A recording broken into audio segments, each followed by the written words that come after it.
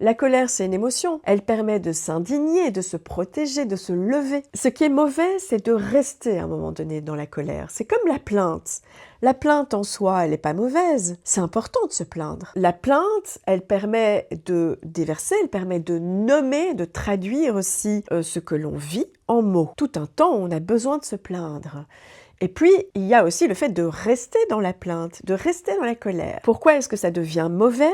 Parce que l'on peut aussi prendre jouissance dans cette colère, dans cette plainte constante, pour rester dans une zone de confort, mais aussi pour rester collé à l'autre. C'est-à-dire qu'il n'y a rien qui nous laisse coller plus à l'autre que la colère. C'est une émotion très forte, la colère. On n'est pas détaché de l'autre quand on est en colère. On pense à l'autre.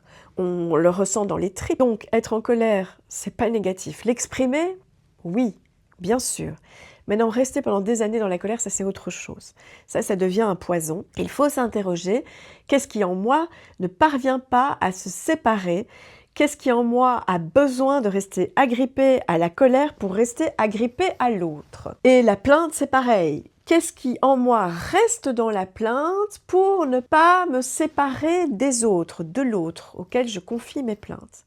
Est-ce que ce n'est pas un moyen de garder l'attention de l'autre? Parce que j'ai peur d'être abandonnée si je vais bien.